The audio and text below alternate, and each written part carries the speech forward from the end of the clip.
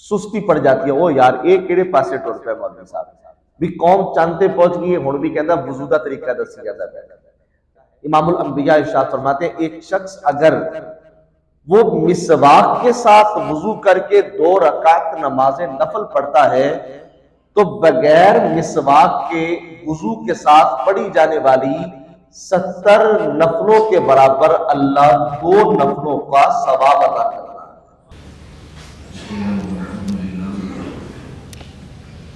والسلام على رسول الله أعوذ بالله من الشيطان الرجيم بسم الله الرحمن الرحيم يا أيها الذين آمنوا إذا قمتم إلى الصلاة فاغسلوا وجوهكم وأيديكم إلى المرافق وامسحوا برؤوسكم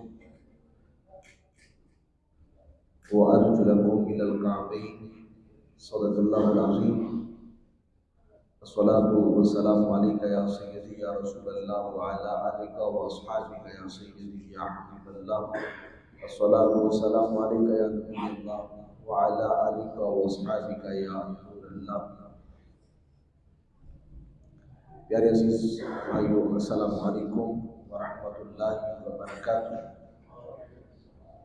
اللہ کی توفیق سے رمضان کریم کی ان حسین ساعتوں کو اللہ تعالیٰ نے ایک بار پھر ہمارا مقدر فرمایا۔ دعا فرمائیں اللہ تعالیٰ ہمیں ان حسین ساعتوں کی قدر کرنے کی توفیق عطا فرمائے۔ انشاءاللہ العزیز یہ ہمارا نماز ظہر پہ جو درس ہوا کرے گا، یہ سب سے پہلے نماز کے متعلقہ وہ احکام جو مختلف ہی ہیں،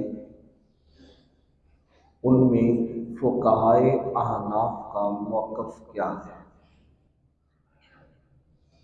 اس کو ہم ذرا کچھ تفصیل کے ساتھ اور ان کے علاوہ جو احکام ہوں گے ان کو ذرا اجمال کے ساتھ پڑھنے کی سعادت حاصل کریں گے۔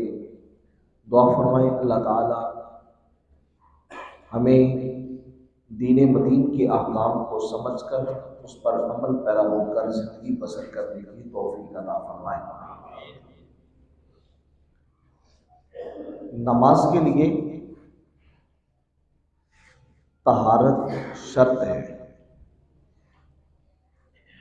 طہارت 2 طرح کی ہے، طہارت صغریٰ یعنی وضو کرنا، طہارت کبریٰ کہ اگر جنابت ہے تو غسل کرنا، یہ لازم ہے۔ اگر ایک شخص کو پتہ ہے کہ اس کا وضو نہیں ہے، وہ اس کے باوجود نماز پڑھتا ہے، سجدہ کرتا ہے، تو فقہا نے اس عمل کو کفر کا باعث لکھا۔ اس کی وجہ یہ ہے کہ جو بندہ وضو کو غیر اہم سمجھ کے چھوڑ دے، نماز کی طرف جائے، تو اس کا مطلب یہ ہوا کہ وہ احکام اسلام کو ہلکا جان رہا ہے، احکام شرع کو بے وقت سمجھ رہا ہے، اہمیت ہونے کے باوجود وہ اس کو صرف نظر کر رہا ہے۔ اسلام کے کسی بھی حکم کو ہلکا جاننا، غیر اہم سمجھنا، اس حیثیت کے ساتھ کہ اپنی خواہشات کو ترجیح دی جائے، تو یہ کفر کے مترادف ہے۔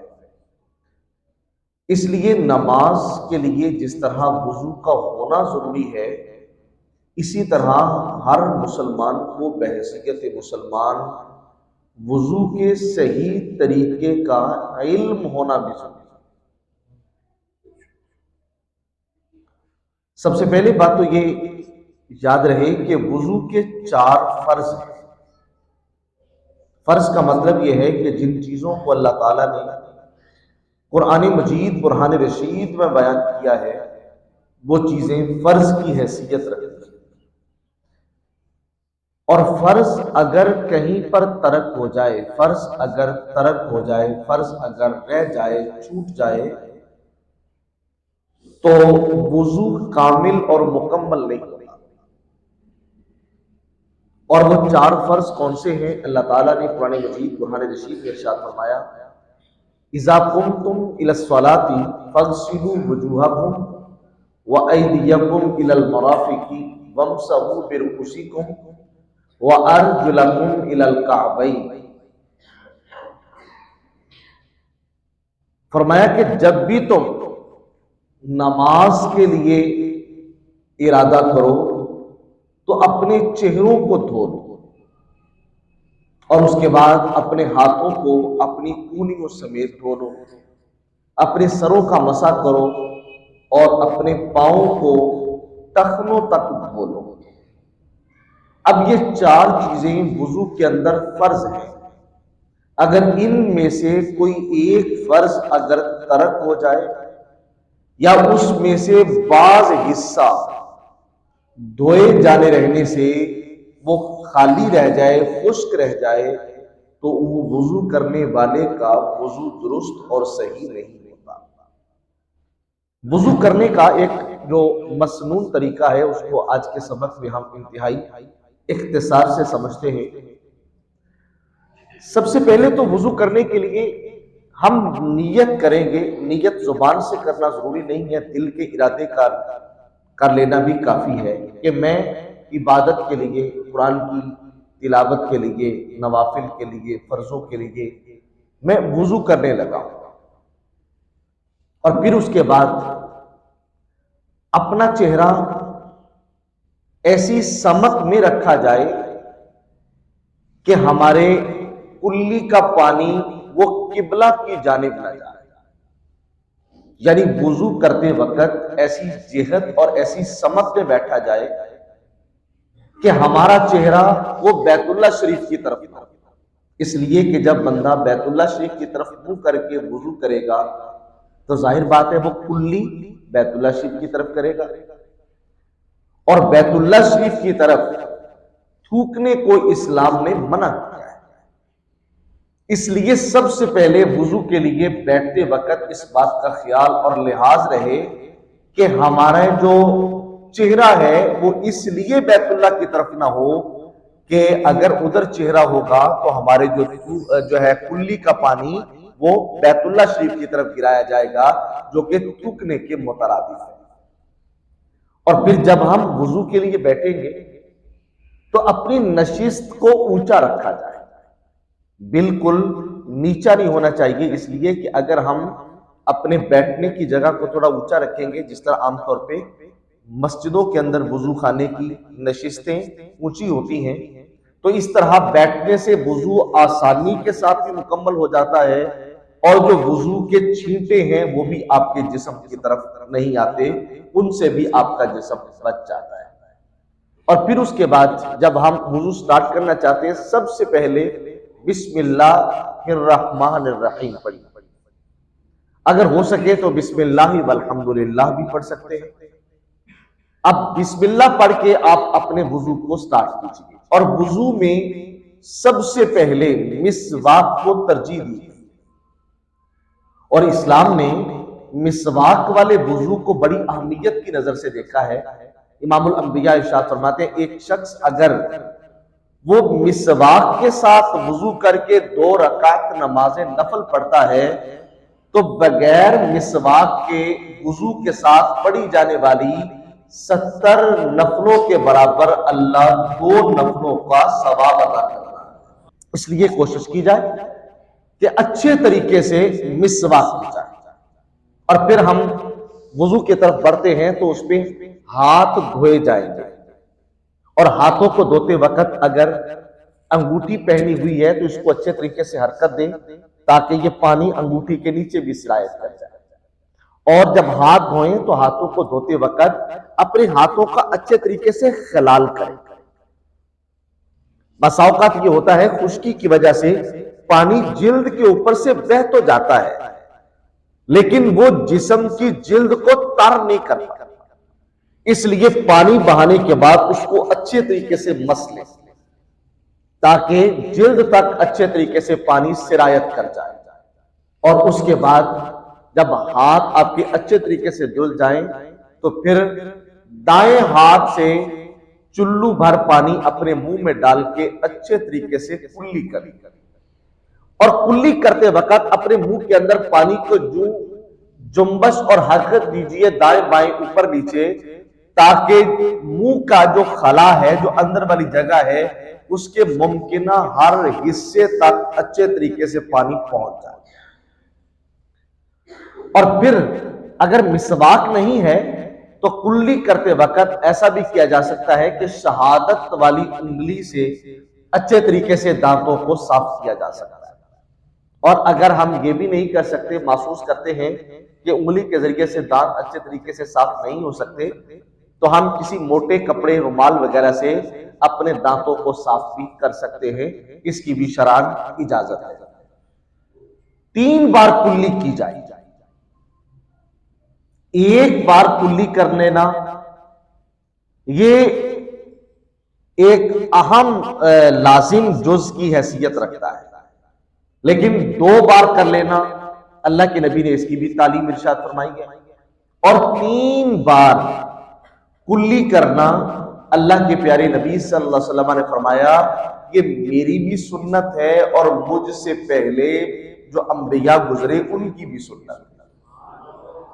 اور کلی کرنے کے بعد دائیں ہاتھ سے ناک میں پانی چڑھایا جائے، اور اگر روزہ نہیں ہے تو پانی اس انداز سے چڑھایا جائے کہ وہ آپ کے ناک کی جو نرم ہڈی ہے وہاں تک پانی پہنچ جائے، اور پھر بائیں ہاتھ کی یہ جو چھوٹی انگلی ہے اس کے ذریعے سے ہم ناک کو اچھے طریقے سے، اگر اندر میں ریٹ وغیرہ جمع ہوا ہے تو ہم اس کو اکھیڑیں گے اور اچھے طریقے سے اپنی نوز کو صاف کریں گے، اور پھر اس کے بعد یہ عمل بھی 3 بار کیا جائے گا، یعنی ناک میں پانی بھی 3 بار ڈالا جائے گا، پھر اس کے بعد اپنے چہرے کو 3 بار دھویا جائے گا۔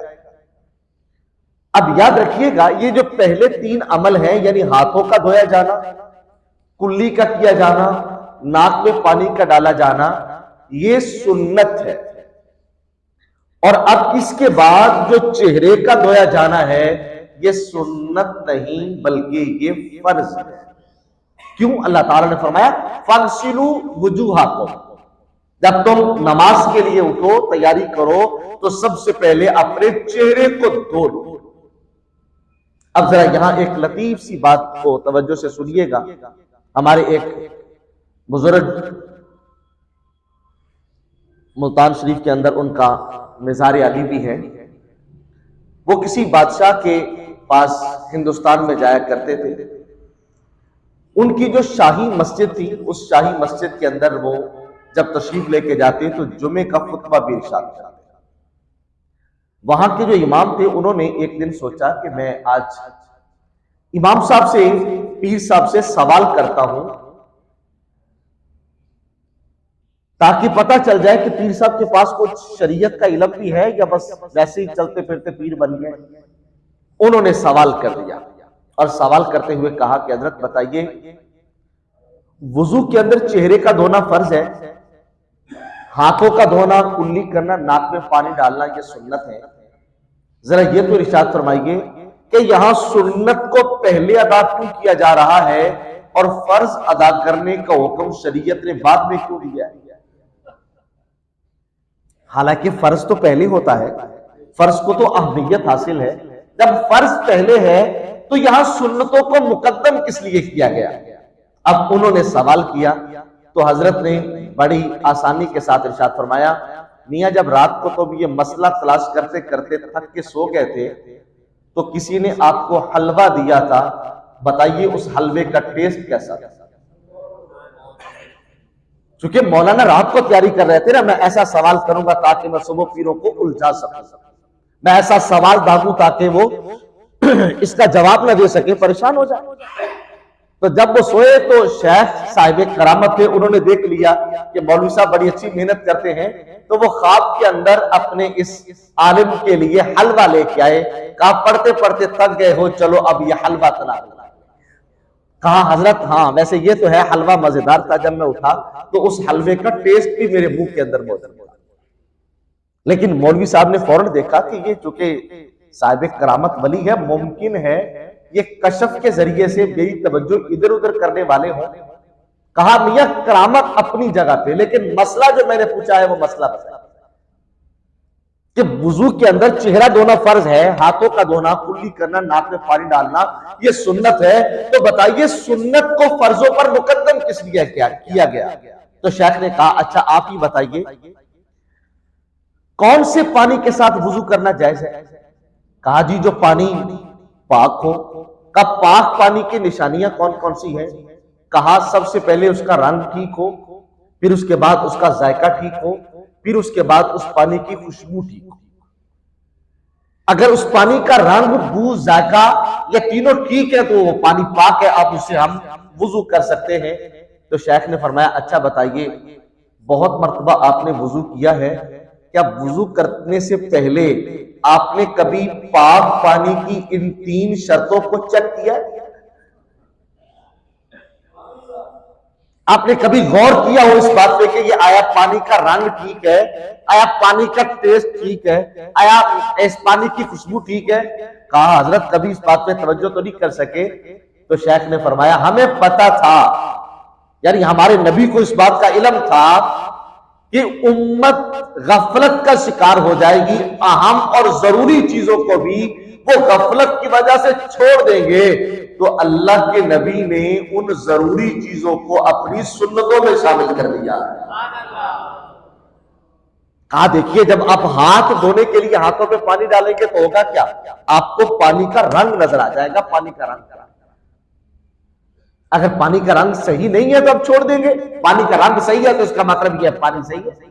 جب آپ کلی کے لیے پانی منہ میں ڈالیں گے تو آپ کو پانی کے ٹیسٹ کا پتہ چل جائے گا، ذائقہ ٹھیک ہے پانی کا، پانی باسی نہیں ہوا، خراب نہیں ہوا پانی۔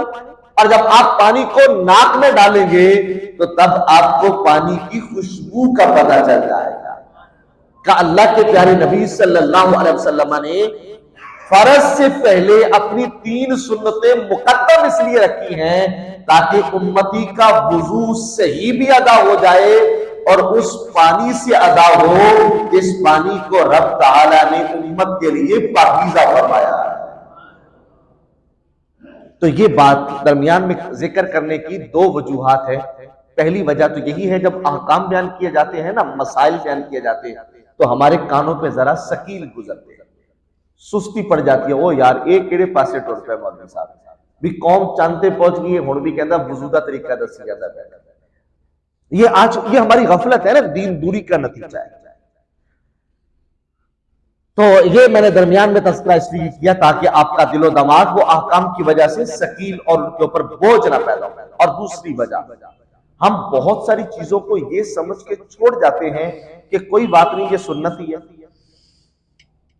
نہ میاں، سنتوں کو کمزور سمجھ کے کبھی بھی نہ چھوڑیے، غیر اہم سمجھ کے کبھی بھی نہ چھوڑیے، بلکہ سنتوں کا التزام اور اہتمام یہ سوچ کے کیجئے کہ یہ وہ عمل ہے جس کو اللہ کے نبی نے پسند فرمایا ہے۔ اور پھر ہم اپنے چہرے کو دھوئیں گے۔ چہرہ کہاں سے کہاں تک دھویا جاتا ہے؟ پیشانی کی وہ جگہ جہاں سے بال اگتے ہیں، بسا اوقات بال گر جاتے ہیں، گنجا پن پیدا ہو جاتا ہے، بال پیچھے تک جھڑ جاتے ہیں۔ ایسا بندہ کیا جہاں تک اس کے بال چلے گئے ہیں وہاں سے اپنا دھونا سر شروع کرے گا؟ نہیں۔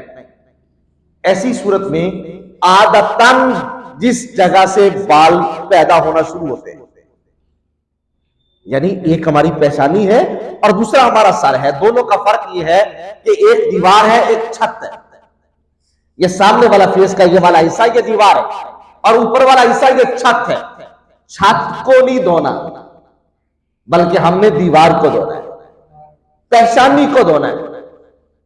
جہاں سے بال شروع ہوتے ہیں وہاں سے لے کر یہ ہڈی کے نیچے تک، تھوڑی کے نیچے تک، اور کان کی ایک لو سے لے کر کان کی دوسری لو تک، یہ چہرے کی مکمل ٹکیا کو اچھے طریقے سے ایک بار دھونا فرض اور 3 بار دھونا سنت ہے۔ اور پھر اس کے بعد ہم اپنے دونوں ہاتھوں کو کونیوں سمیت دھوئیں، اور اس کو دھونے کے مختلف طریقے ہیں، اور ایک طریقہ ہمارے ہاں رائج ہے کہ ٹوٹی چل رہی ہے اس کے نیچے کر کے یوں کر کے پانی بہا دیا۔ ایسی صورت میں کئی دفعہ دیکھنے میں آیا جب ہم نے یوں ٹوٹی نیچے کی پانی بہا دیا تو یہ اوپر والی سائڈ اور اس کی بغلیں بازو کی یہ تو دھل گئی، لیکن آپ کا یہ والا جو حصہ ہے یہ کئی دفعہ خشک رہ جاتا ہے، اور یہ کونی کئی دفعہ نیچے سے خشک رہ جاتی ہے اس جلد بازی کی وجہ سے کہ یہاں سے تو ہم نے اچھے طریقے سے ہاتھ پھیر لیا لیکن یہ والا حصہ رہ گیا۔ اس لیے ایسا طریقہ اپنایا جائے کہ جس کے ذریعے سے آپ کا یہ ناخنوں سے لے کر کونیوں تک یہ سارا بازو اچھے طریقے سے دھل جائے، اس کے اوپر سے اچھے طریقے سے پانی بہے۔ اب دیکھیے ایک ہمارے ہاں عام طور پہ یہ طریقہ رائج ہے، اب تو ویسے بہت کم دیکھنے کو ملا ہے جب سے ٹوٹیاں آ گئیں۔ جب یہ لوٹے وغیرہ سے وضو کرتے تھے تو اس وقت وہ طریقہ عام تھا، اور اسی طرح جب کبھی ندی نالے پہ یا نہر وغیرہ پر بیٹھ کے وضو کرتے ہیں وہاں پر بھی یہ طریقہ دیکھنے میں آیا۔ کیا کرتے ہیں چلو پانی کا لے کے نا یوں اوپر کی طرف بہا، چلو بھرا اوپر کی طرف کر دیا۔ اب اس کا نقصان کیا ہوا کہ ہم نے یوں کر کے پانی بہایا، وہ پانی یہاں سے بہتا ہوا آیا اور یہاں سے آ کے نیچے گر گیا، اس کا یہ والا جو حصہ ہے یہ خشک رہا۔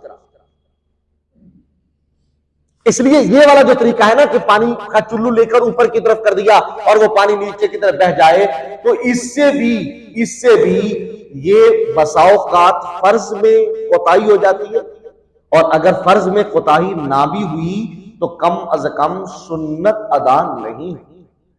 سنت ادا کرنے کا مطلب یہ ہے کہ آپ اس کے اوپر مکمل 3 بار پانی بہائیں، اور وہ 3 بار پانی بہانے کا صحیح طریقہ یہ ہے کہ آپ ہاتھوں سے کونیوں کی طرف پانی نہ بہائیں بلکہ اس کو ٹوٹی کے نیچے کر کے کونی سے ہاتھ کی طرف پانی بہائیں، اور یہ جو آپ کا دوسرا ہاتھ فری ہے اس کو اچھے طریقے سے مسلیں تاکہ پانی اچھے طریقے سے یہ ہمارے بازو کے تمام اجزاء اور اعضاء تک پہنچ جائے۔ اسی طریقے سے ہم دایاں بازو اور پھر بایاں بازو، اور اس کے بعد پھر تیسرے فرض کی ادائیگی کا وقت آتا ہے، اور وہ کیا ہے؟ سر کا مسح کرنا۔ نئے پانی سے، یعنی جس پانی کے ساتھ ہم نے دونوں بازو دھوئے ہیں، ابھی ہاتھ خشک نہیں ہوئے، ہاتھ تر ہیں، ہم اسی کے ساتھ مسح نہیں کر سکتے۔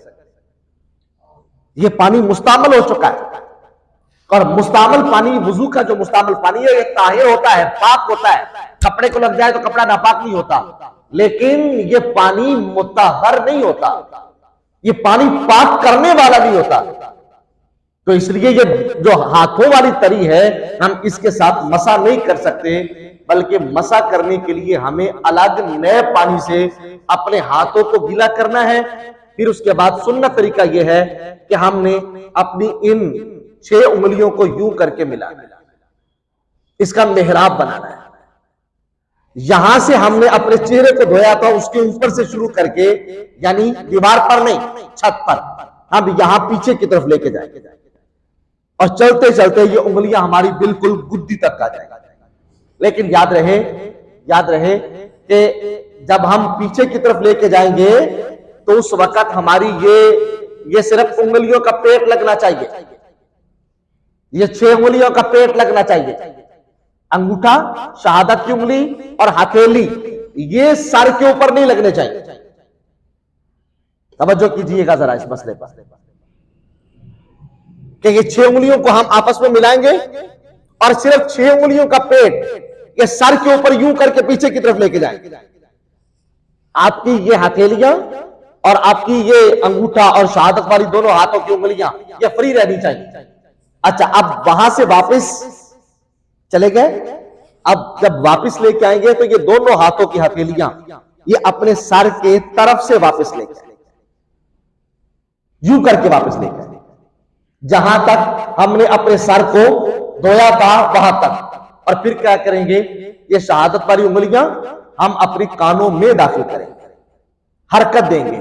حرکت دے کے ہم نکالیں گے نہیں باہر, حرکت دے کے پھر ہم جیسے جیسے کان کی بناوٹ ہے, جیسے جیسے کان کی بناوٹ ہے, اس کو ویسے ویسے شہادت کی انگلی سے اچھے طریقے سے اس کے اوپر بھی, انگوٹھا نیچے نہیں لگائیں گے, ایسے اچھے طریقے سے رہ گیا انگوٹھا, اس کو سب سے آخر میں ہم کان کے پیچھے لے کے جائیں گے.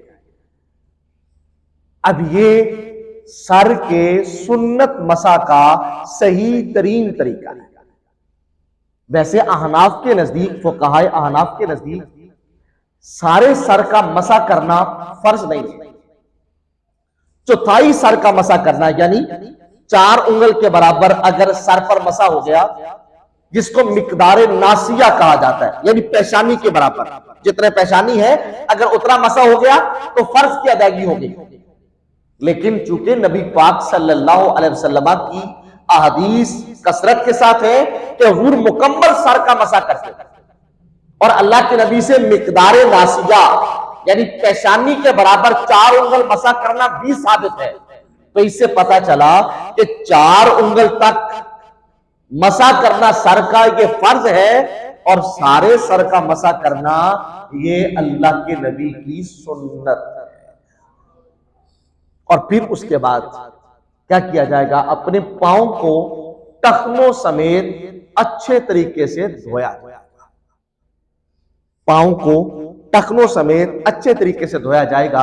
اور اسی طرح پاؤں کو دھوتے وقت بھی اس بات کا خیال اور لحاظ رہے کہ ٹخنے اور ایڑیاں بسا اوقات جلد بازی کے اندر وہ خشک رہ جاتے ہیں. کیا کیا؟ ٹوٹی چلائی, جلدی سے پانی بہا دیا, یہ اوپر والی چھت پر تو پانی بہ گیا, لیکن یہ جو ٹخنوں کی اطراف ہے, ٹخنوں کی یہ جو ایڑی والی جگہ ہے یا اس کی جو اطراف ہے ٹخنوں کی, یہ کئی دفعہ خشک رہ جاتی ہے. یا پانی تو اوپر سے بہ گیا مگر لیکن خشکی کی وجہ سے پانی صرف جلد کے اوپر سے گزر گیا, اس نے جلد کو تر نہیں کیا. تو اس طرح بھی یہ فرض ادا نہیں ہوگا. جب فرض یعنی وضو کا فرض نہیں ادا ہوگا تو پھر اس کے نتیجے میں نماز بھی ادا نہیں ہوگی.